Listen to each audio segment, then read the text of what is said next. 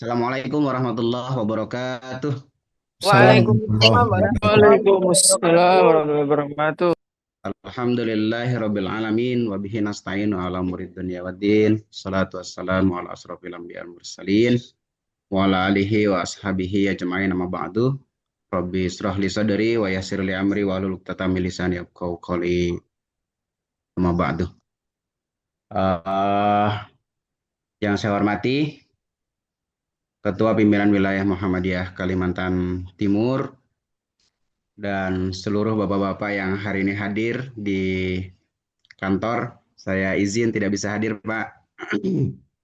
Kemudian seluruh ketua pimpinan wilayah Aisyah Kalimantan Timur dan seluruh jajaran pimpinan wilayah Aisyah, pimpinan-pimpinan amal usaha se-Kalimantan Timur, ketua majelis dan lembaga di lingkungan pimpinan wilayah Muhammadiyah Kalimantan Timur, pimpinan Ortom, ketua-ketua Ortom di tingkat wilayah Muhammadiyah Kalimantan Timur, serta seluruh pimpinan daerah, cabang, dan ranting yang hari ini hadir melalui Zoom. Alhamdulillah, puji syukur kehadirat Allah Subhanahu wa Ta'ala yang pada hari ini senantiasa memberikan kita rahmat hidayahnya atas anugerah dan nikmat yang begitu banyak buat kita. Dan yang paling berharga adalah diturunkannya agama Islam ini adalah sebagai petunjuk dan tuntunan bagi kita umat manusia untuk lebih cerdas, lebih pintar, lebih mampu untuk beradaptasi dengan seluruh kondisi. Salawat serta salam semoga tetap tercurah pada junjungan kita Nabiullah Muhammad SAW serta keluarga, sahabat, dan pengikutnya hingga akhir zaman. Bapak Ibu yang saya hormati, izinkan saya untuk memandu terkait dengan pengajian kita di pagi hari ini. Kita kontrak waktu bahwa kita akan mengakhiri di pukul tepat di pukul 11.00. Sekarang sudah jam 9.44. Jadi nanti kita akan buka dua sesi, sesi penyampaian dan sesi diskusi. Tapi karena hari ini sosialisasi, maka kemudian saya memberikan waktu yang cukup panjang untuk proses sosialisasi terlebih dahulu, baru kemudian kita buka waktu sekitar 10 menit untuk proses diskusi. Bapak-bapak sekalian, di tengah-tengah kita telah hadir Bapak Dr. Haji Agus Sukaca, MKes, yang hari ini adalah selaku pemateri kita tentang SPA, Sistem Pembinaan Anggota Muhammadiyah. Kita yakin betul Bapak-bapak, baik dan buruknya organisasi kita ini itu tergantung bagaimana kemudian kita melakukan proses pembinaan terhadap anggota-anggota kita. Nah, bagaimanakah kemudian kita harus melakukan proses pembinaan yang mudah, tapi juga kemudian memberikan manfaat yang banyak. Hari ini marilah kemudian kita simak Bapak Dr. Agus Sukaca untuk menyampaikan materi. Oke, selanjutnya, monggo Pak Dr. Agus, waktu dan tempat disilahkan. Mudah-mudahan sudah bisa kedengaran ya. Ya, ya, ya. Assalamualaikum warahmatullahi wabarakatuh. Waalaikumsalam warahmatullahi Alhamdulillahirabbil alamin. wabarakatuh. Assalatu wassalamu ala asyrafil anbiya'i wal mursalin Muhammadin wa ala alihi wa sahbihi ajmain. Amma ba'd, Ketua PWM, Pak Kiai Seswanto yang saya hormati, beserta segenap anggota PWM Kaltim, Ketua-Ketua PDM se-Kalimantan Timur, beserta seluruh anggota PDM, anggota UPP, PWM, dan PWA, ya, serta Badan Pembantu Pimpinan PWA seluruhnya, segenap anggota pimpinan Ortom di tingkat wilayah, Ketua dan Sekretaris PCM, juga dari PDA. Jadi pengajian ini insya Allah dihadiri oleh Muhammadiyah dan Aisyah, ya, sampai Kalimantan di Timur. tingkat cabang. Ranting. Dan memang yang kita kaji hari ini adalah tentang sistem pembinaan anggota Muhammadiyah yang itu mencakup seluruh, ya, anggota Muhammadiyah, baik di persyarikatannya, di ortomnya, maupun di amal usahanya. Saya ucapkan terima kasih atas kepercayaan kepada saya untuk menjelaskan atau menyampaikan tentang sistem pembinaan anggota Muhammadiyah Kalimantan Timur yang usianya sebenarnya sudah hampir 10 tahun. Karena ini di SK-kan PWM yang ditandatangani oleh Pak Ketua periode pertama dulu, Pak Sis, ya. Sekretarisnya Pak Jas itu kalau saya tidak salah ingat tahun 2016. Namun pelaksanaannya masih perlu peningkatan. Oleh karena itu PWM memandang perlu untuk melakukan sosialisasi supaya ini menjadi bagian dari budaya organisasi kita. Sistem pembinaan yang di dalamnya tadi telah disampaikan oleh Pak Ketua, ada pengajian-pengajiannya, ini menjadi ruh dari gerakan Muhammadiyah, sehingga apa yang kita lakukan di Muhammadiyah itu ruhnya tetap berada di dalam. Artinya tidak seperti mayat tadi, ya. Tetapi betul-betul punya jiwa, punya ruh yang betul-betul menjiwai dari gerakan perserikatan. Sebelumnya saya mohon izin untuk share screen.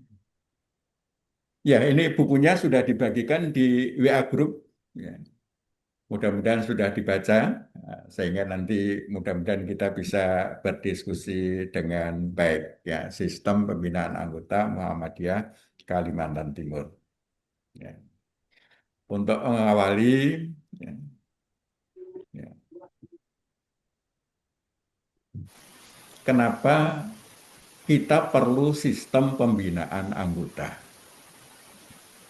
Apa urgensinya? Nah, Bapak Ibu sekalian, bagi Persyarikatan Muhammadiyah dan organisasi apapun, anggota adalah aset yang sangat berharga. Jadi kalau tidak ada anggota yang yang menjiwai organisasi, maka organisasi itu akan cepat bubar dan akan cepat tidak mempunyai makna. Nah, pada generasi awal, bergabungnya seseorang pada suatu organisasi biasanya dimotivasi oleh kesamaan tujuan pribadi dengan tujuan organisasi. Kiai Dahlan mendirikan Muhammadiyah itu karena ada visi yang jelas bagaimana Islam itu diamalkan. Beliau mengajarkan Islam di mana-mana, para muridnya menyarankan untuk mendirikan organisasi supaya apa yang diperjuangkan Kiai Dahlan itu kemudian bisa lebih termanage dengan baik. Nah, orang yang mau bergabung di tahap awal dengan Muhammadiyah itu karena punya kesamaan visi dengan Kiai Dahlan, dengan Muhammadiyah. Sehingga di tahap-tahap awal ini mereka selaras di dalam melakukan perjuangan. Nah, seiring dengan berkembangnya organisasi dan banyaknya manfaat yang diberikan, kesamaan tujuan tidak lagi menjadi motivasi utama. Tetapi lebih karena alasan pragmatis untuk mendapatkan manfaat langsung. Nah, kita tahu Muhammadiyah ini berkembang demikian rupa, amal usahanya berkembang luar biasa, sehingga banyak orang bergabung dengan Muhammadiyah bukan karena visinya yang sama, tapi karena mendapatkan manfaat dengan bergabung dengan Muhammadiyah. Bisa ikut bekerja, bisa ikut mendapatkan nafkah dari situ, bisa untuk kepentingan-kepentingan yang lain dengan bergabung dengan Muhammadiyah itu. Seiring manfaat yang diberikan oleh Muhammadiyah. Nah, kita rumah sakit sekarang sudah ada 128 saat ini rumah sakit. PTM sudah 160-an lebih PTM. Pendidikan dasar menengah banyak. Ya. Dan itu peluang untuk mendapatkan manfaat di situ luar biasa banyaknya. Sehingga banyak orang bergabung bukan karena punya visi yang sama dengan Muhammadiyah, tapi karena mendapatkan manfaat dari bergabung dengan Muhammadiyah. Sehingga Bapak sekalian, berkembangnya Muhammadiyah ini menjadi magnet yang sangat kuat dan menarik banyak orang untuk bergabung dan berkarir di amal usahanya. Yang mungkin jumlahnya sudah ratusan ribu yang bergabung karena motivasi bergabung di amal usahanya ini. Tentu ini memberikan efek positif. Apa? Dakwahnya menjadi meluas. Orang yang bergabung dengan Muhammadiyah semakin banyak, maka peluang dakwahnya menjadi semakin meluas. Yang didakwai semakin banyak. Kalau mereka bisa menjadi dai, dai-nya juga semakin banyak. Tetapi ada efek negatifnya juga. Visi, misi, keyakinan, dan tata nilai pribadi yang tidak selaras dengan Muhammadiyah akan menjadi penyakit yang menghancurkan. Jadi kalau mereka bergabung itu kemudian visi, misi, keyakinannya berbeda dengan persyarikatan, maka ini akan menjadi virus, menjadi bakteri, menjadi penyakit. Karena perjuangan Muhammadiyah itu terganggu oleh kepentingan-kepentingan yang berbeda dengan kepentingan Muhammadiyah. Ini efek negatifnya. Oleh karena itu, Bapak sekalian, sistem pembinaan anggota Muhammadiyah itu mutlak diperlukan untuk menyelaraskan visi, misi, keyakinan, dan tata nilai anggota dengan persyarikatan. Sehingga dia entry, pintu masuk bergabungnya bisa dari mana saja, tetapi setelah bergabung itu dilakukan pembinaan sehingga visi, misi, keyakinan, dan tata nilainya selaras dengan persyarikatan. Sehingga anggota Muhammadiyah itu akan menjadi supporting system di dalam memperjuangkan tujuan Muhammadiyah, di dalam mengemban misi Muhammadiyah. Inilah urgensinya kenapa kita perlu sistem pembinaan. Kalau pembinaan itu dilakukan dengan sistem, maka kerjaan menjadi mudah. Sistem itu salah satu cirinya adalah keteraturan, berlangsung menjadi bagian dari budaya organisasi, sehingga implementasinya akan menjadi otomatis berjalan. Kalau ini tidak menjadi sistem, hanya menjadi tanggung jawab orang per orang, maka ini akan menjadi kerjaan yang sangat berat. Jadi kalau ini hanya menjadi tugas ketua, ya, untuk bagaimana anggota ini visi misinya sama, selaras dengan Muhammadiyah, nah ini akan menjadi sesuatu yang sangat berat. Maka harus menjadi sistem. Implementasinya, pelaksanaannya terstruktur. Nah, Bapak Ibu, saudara-saudara sekalian, sistem ini adalah instrumen untuk mewujudkan cita-cita Muhammadiyah. Apa itu cita-cita Muhammadiyah? Di dalam MKCH dan juga di dalam anggaran dasar disebutkan ya, Muhammadiyah adalah gerakan Islam dan dakwah amar ma'ruf nahi mungkar berasas Islam, bercita-cita dan bekerja untuk terwujudnya masyarakat Islam yang sebenar-benarnya, untuk melaksanakan fungsi dan misi manusia sebagai hamba dan khalifah Allah di muka bumi. Ini dokumen resmi persyarikatan ya, bahwa yang kita lakukan ya, kita punya cita-cita terwujudnya masyarakat Islam yang sebenar-benarnya. Nah, perjuangan untuk mewujudkan masyarakat Islam yang sebenar-benarnya ini adalah dalam kerangka melaksanakan fungsi dan misi manusia sebagai hamba dan khalifah Allah di muka bumi. Nah, ini cita-cita kita. Ya. Nah, oleh Muktamar Muhammadiyah, cita-cita ini kemudian dideskripsikan di dalam visi Muhammadiyah. Ini Muktamar Muhammadiyah di Jogja tahun 2010 merumuskan visi Muhammadiyah adalah terwujudnya masyarakat Islam yang sebenar-benarnya. Nah, Bapak Ibu, saudara-saudara sekalian, dokumen-dokumen resmi memberikan gambaran masyarakat Islam yang sebenar-benarnya itu seperti apa.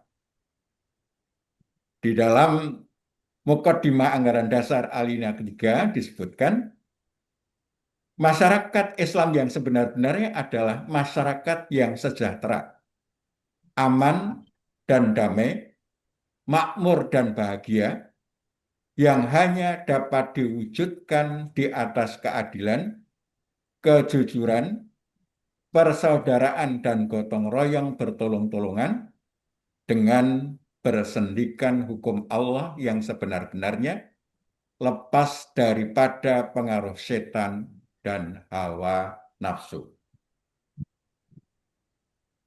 Di sini ada tata nilai, ya, keadilan, kejujuran, persaudaraan, gotong royong, bertolong-tolongan. Yang kesemuanya harus bersendi hukum Allah yang sebenar-benarnya. Masyarakat Islam yang sebenar-benarnya adalah masyarakat yang sentosa dan bahagia disertai nikmat Allah yang melimpah-limpah, sehingga merupakan baldatun thayyibatun wa rabbun ghafur, yakni suatu negara yang indah, bersih, suci, dan makmur di bawah perlindungan Tuhan yang Maha Pengampun. Ini ada di dalam dokumen Muqaddimah Anggaran Dasar alinea ke-10. Ya. Nah, dari dua alinea Muqaddimah tadi tergambar tata nilai yang harus dipegang teguh di dalam masyarakat Islam yang sebenar-benarnya, yakni keadilan, kejujuran, persaudaraan, gotong royong bertolong-tolongan, yang kesemuanya bersendi hukum Allah, lepas dari pengaruh setan dan hawa nafsu. Ini Bapak Ibu sekalian, menjadi akhlak Muhammadiyah yang harus kita tanamkan kepada seluruh anggota Muhammadiyah. Kejujuran adalah nilai yang tidak bisa ditawar. Tanda orang yang beriman. Ketika kejujuran hilang, maka iman seseorang juga ikut hilang. Persaudaraan, ukhuwah Islamiyah, ini harus menjiwai seluruh anggota Muhammadiyah, sehingga setiap kita adalah akhun, ya. Setiap kita adalah saudara. Kemudian kita melakukan aktivitas dengan bergotong royong, bertolong-tolongan, bertolong-tolongan. Dan yang perlu diingat, semuanya harus bersendi hukum Allah, Al-Quran dan As-Sunnah, lepas dari pengaruh setan dan hawa nafsu. Kemudian dari dokumen tadi juga dapat kita ketahui indikator masyarakat Islam yang sebenar-benarnya sejahtera, aman damai, makmur bahagia, indah, bersih, suci dalam lindungan Allah. Itulah yang mesti kita wujudkan. Bagaimana tatanan masyarakat ini bisa terwujud? Kita mulai dari rumah tangga kita sendiri. Dalam arti rumah tangganya Muhammadiyah itu ya ada amal usahanya, ada persyarikatannya, ada ortomnya, semuanya. Bagaimana indikator ini bisa kita wujudkan di dalam penyelenggaraan Muhammadiyah. Sehingga terwujud baldatun thayyibatun wa rabbun ghafur. Ini kalau negeri, baldatun thayyibatun wa rabbun ghafur. Kalau di amal usaha yang thayyibatun wa rabbun ghafur. Persyarikatan yang thayyibatun wa rabbun ghafur. Jadi semuanya adalah thayyibatun wa rabbun ghafur. Baik sekalian, nah oleh karena itu visi Muhammadiyah ini ya, harus kita breakdown menjadi visi pribadi anggota Muhammadiyah. Kita sebagai anggota Muhammadiyah mesti menyelaraskan visi pribadi kita dengan Muhammadiyah. Kalau Muhammadiyah visinya terwujudnya masyarakat Islam yang sebenar-benarnya, dalam ranah pribadi, ini menjadi terwujudnya pribadi Muslim yang sebenar-benarnya. Sehingga layak bertemu Allah dalam keridhoannya dan ditempatkan di surganya.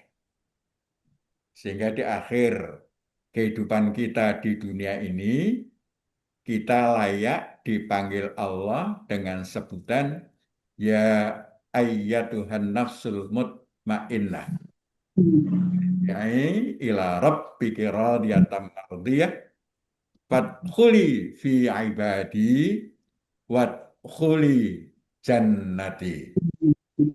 Wahai para pemilik pribadi mutmainnah, ya, jiwa mutmainnah, pulang kalian ya, kepada Tuhanmu dalam keadaan penuh keridhoannya. Bergabunglah bersama hamba-hambaku yang soleh di surga. Wadkhuli fi ibadi wadkhuli jannati. Inilah yang seharusnya menjadi visi pribadi anggota Muhammadiyah.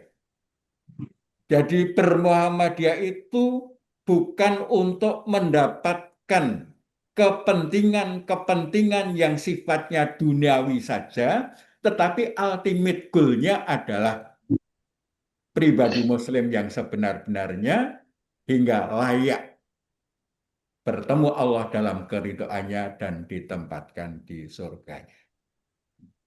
Ini menjadi ultimate goal kita, tujuan akhir kita, menjadi visi hidup kita.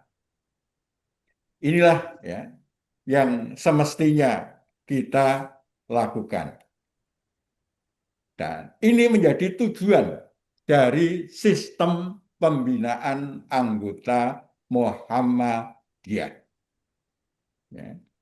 terwujudnya pribadi Muslim yang sebenar-benarnya. Nah, pribadi Muslim yang sebenar-benarnya gambarannya adalah pribadi yang bertauhid. Inti tauhid adalah ilahnya hanya Allah. Menjadikan Allah sebagai pertimbangan terpenting dalam berpikir dan memutuskan untuk melakukan atau tidak melakukan suatu aktivitas. Itu Allah. Jadi orang yang bertauhid itu yang dijadikan pertimbangan terpentingnya Allah. Kalau Allah mengizinkan, oke. Kalau Allah tidak mengizinkan, no. Nah, tauhid ini ya, dibangun antara lain menyelaraskan diri dengan Al-Quran. Dari tauhid menghasilkan akhlak Al-Quran.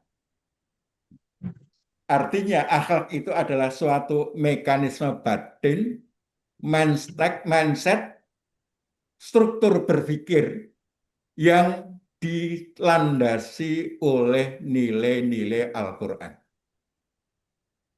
Aisyah pernah ditanya oleh seorang sahabat, seperti apa akhlaknya Rasulullah itu? Maka jawaban beliau, kana khuluquhu Al-Quran. Adalah akhlaknya Rasulullah itu Al-Quran. Artinya apa? Al-Quran menjadi mindset, menjadi mekanisme berpikir. Untuk apa? Untuk menghasilkan aktivitas-aktivitas. Nah, aktivitasnya kemudian menjadi ibadah. Orang yang akhlaknya Al-Quran, maka aktivitas yang dilakukan akan menjadi aktivitas ibadah.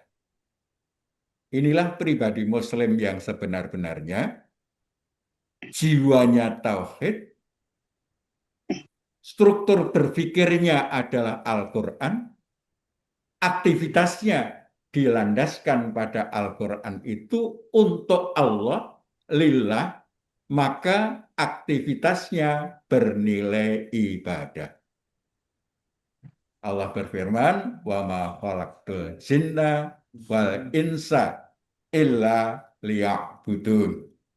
Tidaklah Allah ciptakan jin dan manusia kecuali untuk ibadah. Manusia ideal aktivitasnya bernilai ibadah. Di dalam Qoror Majestarji tentang mahiyal ibadah, di situ dirumuskan al-ibadatu hiya at-taqarrub ilallah. Ibadah adalah mendekat kepada Allah. Bimtithali awamirihi wastinabi nawahihi. Dengan cara menjalankan perintah-perintahnya, meninggalkan larangan-larangannya, wal amal bima adina bisyari, dan memastikan perbuatannya sesuai dengan syarat. Artinya diizinkan oleh Allah. Itu ibadah. Jadi ketika kita memastikan aktivitas kita sesuai yang diizinkan Allah, maka aktivitas ibadah. Faya'amatun wa khasatun. Ada dua, ibadah umum dan ibadah khas, khusus. Yang khusus itu seperti sholat, ya, puasa khusus. Yang umum, ya kita ngaji ini termasuk bagian dari ibadah umum. Kita, Bapak-Ibu sekalian, berproses menuju pribadi Muslim yang sebenar-benarnya. Seharusnya kita semua berproses menuju ke sana. Cuman kita tidak boleh mengklaim, sekarang saya sudah menjadi pribadi Muslim yang sebenar-benarnya. Klaim ini yang tidak boleh kita lakukan, karena apa? Kita proses menuju. Kita sedang dalam perjalanan menuju. Dan proses itu sepanjang hayat.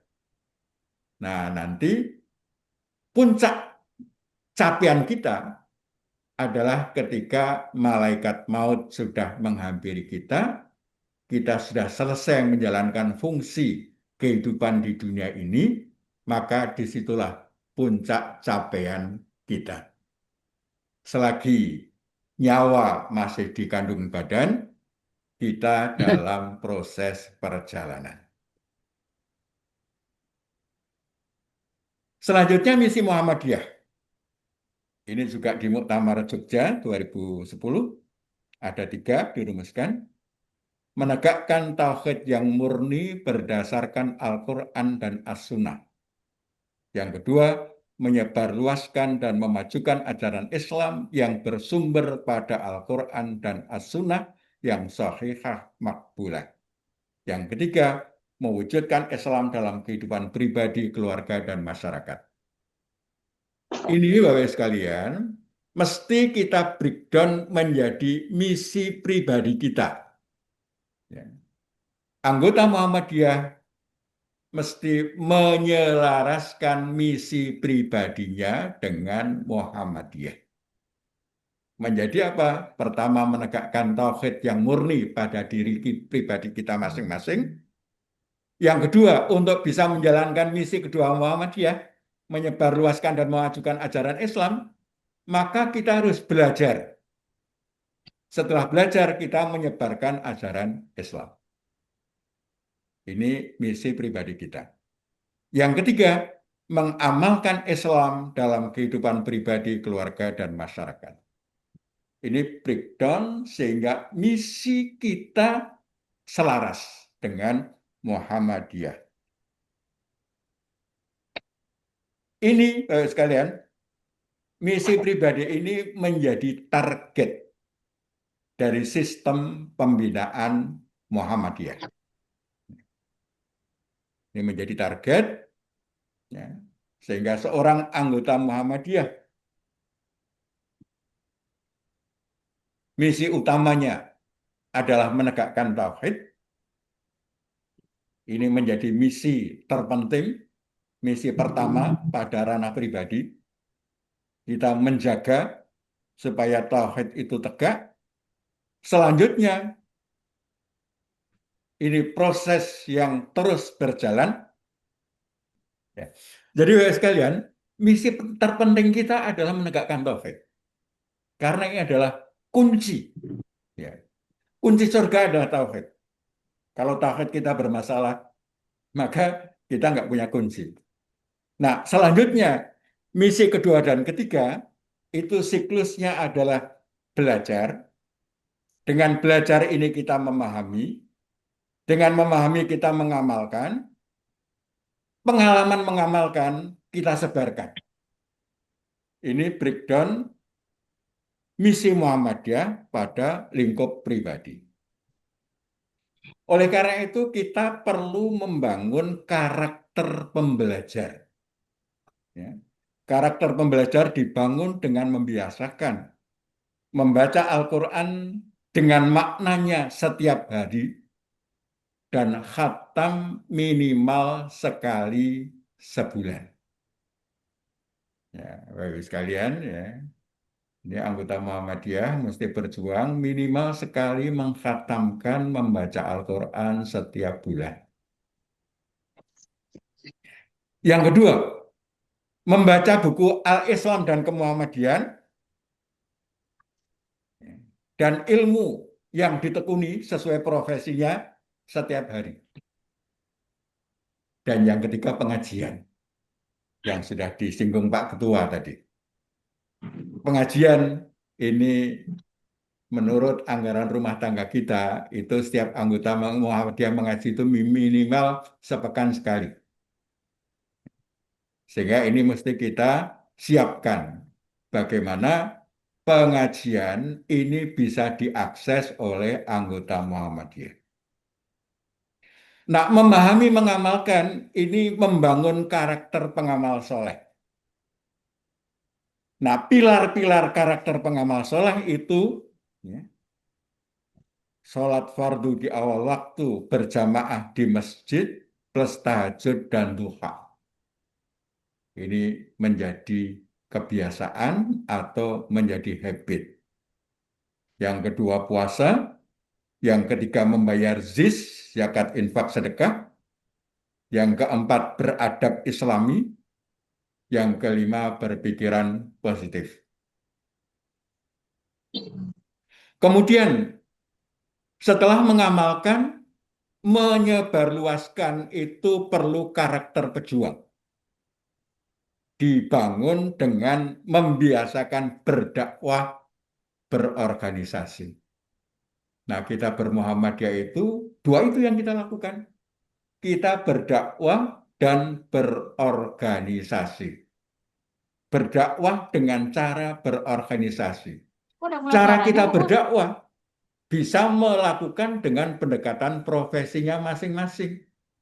Yang menjadi guru, fungsi gurunya menjadi bagian dari dakwah. Yang menjadi dokter, ya, dia menjadikan profesinya menjadi bagian dari dakwah. Di samping ada yang secara khusus memang mengajarkan kajian-kajian Al-Islam kemuhammadiyahan, para mubalik. Nah, ini secara khusus, tetapi secara umum dakwah itu multidimensi dan multi aspek. Semua bagian profesi kita itu bisa kita masuki dengan dakwah. Bisa kita masuki dakwah. Sehingga kita berdakwah dengan pendekatan multi, ya, multi pendekatan. Nah, ini misi pribadi anggota Muhammadiyah. Ya. Menegakkan tauhid sebagai yang utama, kemudian belajar, memahami, mengamalkan, menyebarkan. Ini menjadi siklus yang kita lakukan sepanjang hayat. Jadi seorang anggota Muhammadiyah tidak akan pernah merasa cukup untuk belajar. Jangan sampai, wah saya sudah kiai kok suruh ngaji. Nah, saya sudah hebat kok masih suruh ngaji. Nah, ini orang yang merasa hebat itu kalau diibaratkan buah, itu buah yang sudah masak. Buah yang masak itu tinggal nunggu sekejap, sebentar, dia akan menjadi busuk. Jadi orang yang merasa hebat itu sebenarnya sudah dalam proses pembusukan. Maka kita harus tetap merasa hijau. Karena ilmu Allah itu tidak terbatas. Seluruh waktu kita gunakan untuk mempelajari ilmu Allah itu tidak cukup. Kita hanya akan diberikan sebagiannya. Dan sebagian itu sudah bermakna. Oleh karena itu, sepanjang hayat kita mesti melakukan siklus ini. Sehingga Bapak Ibu sekalian, dari waktu ke waktu, kompetensi kita tentang ajaran Islam itu meningkat terus. Ini misi terpenting, ya, dari para anggota Muhammadiyah. Mengembangkan diri terus-menerus yang intinya berbasis pada tauhid. Nah, dari menjalankan misi tadi, Bapak sekalian, ini kita sedang berproses untuk mewujudkan visi. Menjadi pribadi Muslim yang sebenar-benarnya, sehingga layak kembali kepada Allah dalam keridhoannya dan ditempatkan di surga.